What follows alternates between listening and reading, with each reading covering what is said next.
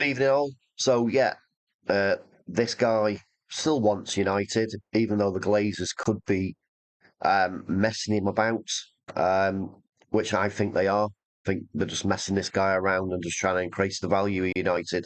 But that's not what I'm talking to you about tonight. I'm talking about this nonsense. Look at this. Sheikh Jassim.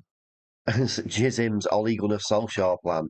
Now, this story's been doing the rounds for the last, what, 24, 48 hours.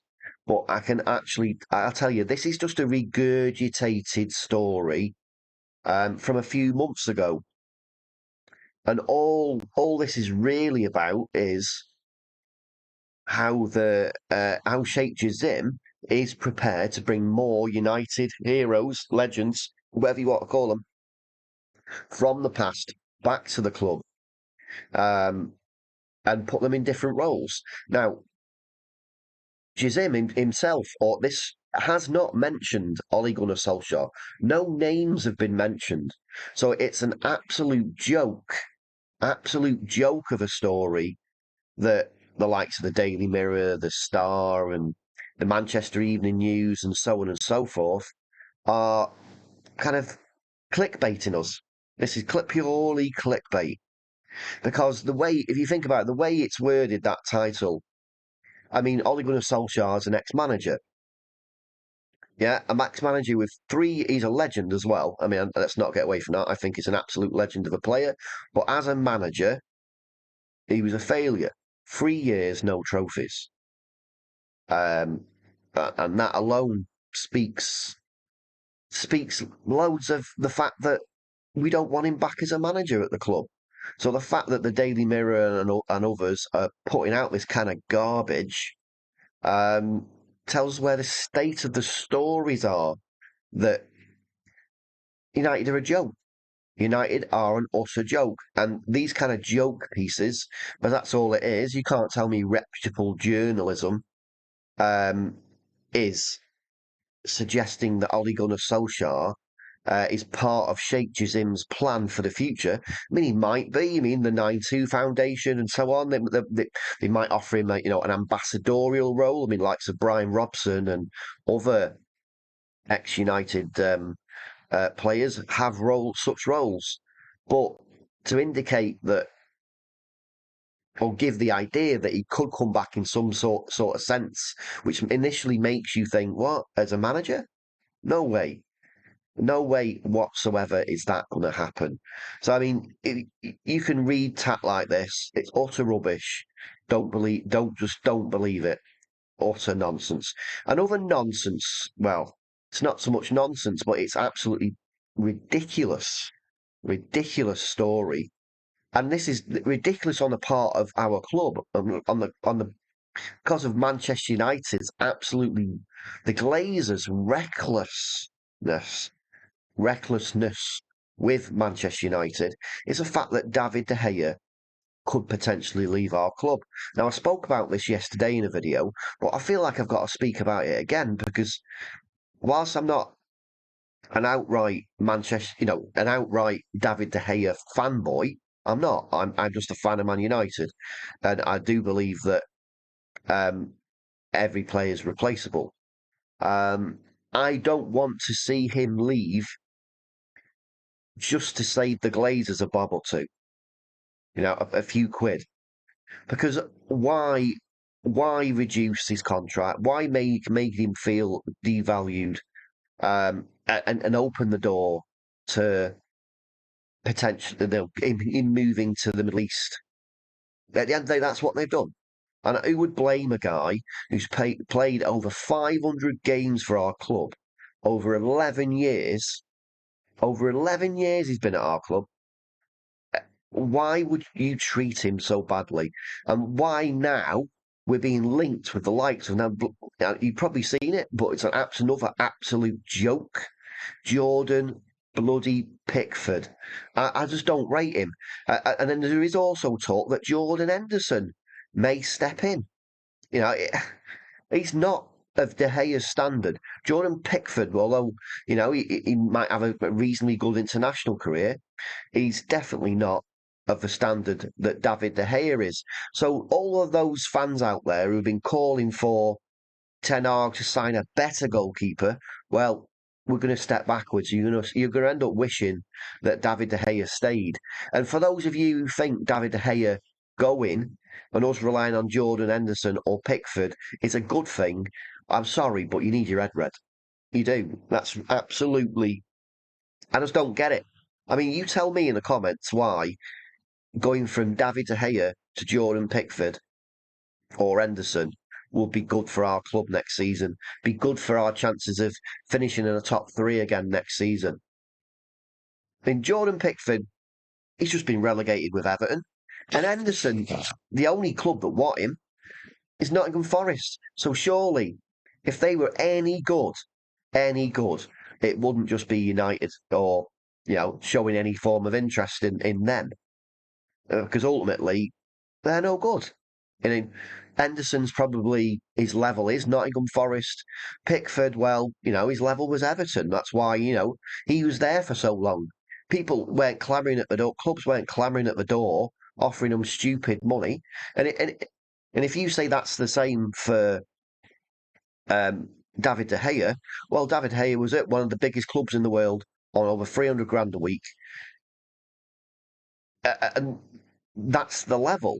That's the level he was at. Now, you just got to be careful what you wish for.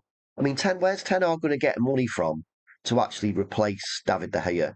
Well, one or two things. If he does have money to sign a striker, maybe now his priority, if De Gea goes, will have to be a goalkeeper. So we'll get a new goalkeeper. We won't know whether he's as good a shot stopper. Okay, he might be able to play football with both his feet and pass the ball and distribute it good enough. But you've not got anybody banging in the goals. What's the fucking point? Pardon my French. There will be no point. So ultimately, we had to fix the lack of goals in the side. We can't rely on Marcus Rashford again. He isn't an out-and-out striker. He's a bloody left winger, and sooner people realise that, the better. But about Ten Hag himself, I'm feeling bad for the guy. It does feel like Project United under Ten Hag is going AWOL, and it's feeling like that's all down to the owners. Penny pinching. So we're going to lose De Gea. It looks like there's some talk tonight that there's a new threat from Sheikh Jassim that he's said he's going to walk away again if there isn't any kind of movement this coming week. Um, does that mean he'll walk away and his current bid doesn't stand? Who knows? I mean, I can't see why he would invest, or him and his team invest so much into this bid, and then there was the registering of the 19 Foundation as a legal entity here in the UK just last week. Right. Why he would back out. So I personally just think this is headline clickbait again from different news organisations, just looking to add a new story into United. Because right now, Ten Hag and United people have been talking to players, but it honestly doesn't, I don't think, looks like we're going to sign anyone just yet. And then you've got to ask yourself, if you don't believe that, you've got to ask yourself, well, where's the money coming from to sign players? If you know any better than I do about that, let me know in the comments below. Um, yeah, I just can't believe that we're linked with Jordan Pickford. I just don't believe it. I don't believe it. And it would be like bargain basement signings.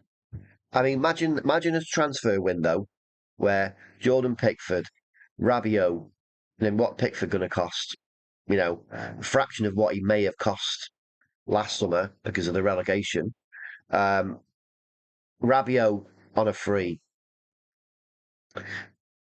And who else? I mean, if there's no money, okay, you might be shouting, Mason Mount, we're actually really in for Mason Mount. We've made bids for him. The thing is, though, have we? Or is this just gutter press uh, chatting rubbish again? At the end of the day, we haven't signed anyone yet. The transfer window's been open for what? 3 full days?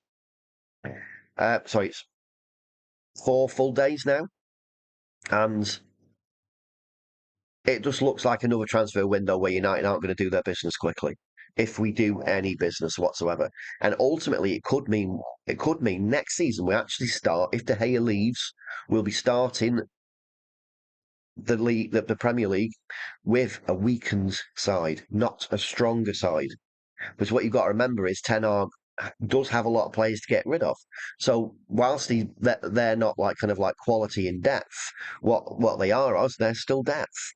I mean, is he going to be able to replace anyone that leaves?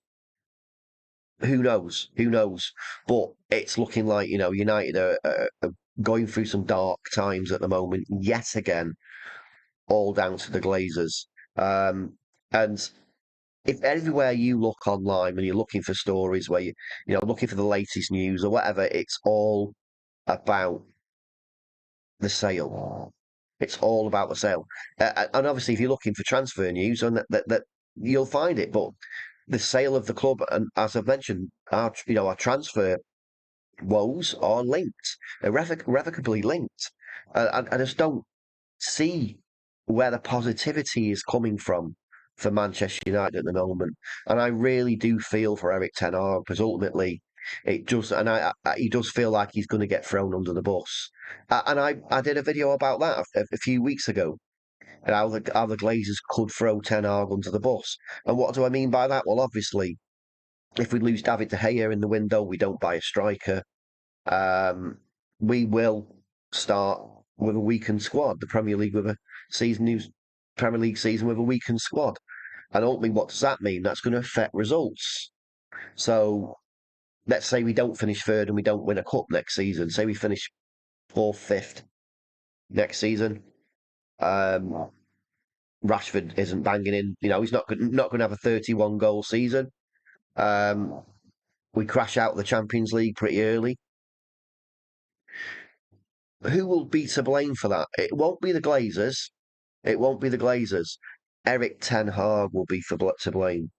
And I'm not saying I will blame him, but I'm saying the owners will blame him, and they'll quickly try and find a way of getting rid of him and try and get another yes man like Ollie was.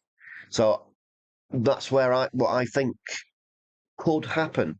And the more I see about this transfer window and what's going on with the sale of the club, the more I'm become certain that that's what will happen.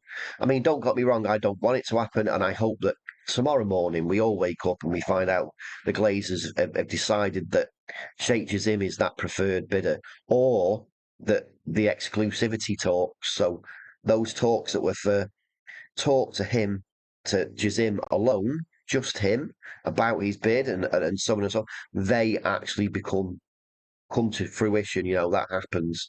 But I don't hold out any hope. Um, and the longer this goes on, the more stressful it's becoming, isn't it?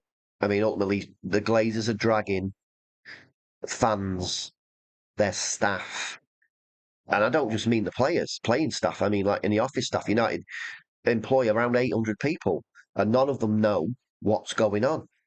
That's what's been reported. No one knows what's going on. People are concerned about their jobs, what's going to go on. So, I mean, we just need a bit of clarity now. I think it's gone on too long, and yeah, that's it. Well, anyway, I think that's it for this video, and I just hope we've got some positive news in the next 24 hours. I really do. So, thanks for watching. Please smash a like on the video and let me know what your thoughts are. Are you fed up of this now? Are you fed up of hearing about it? Do you just want it to go away, or what? How do you feel about it?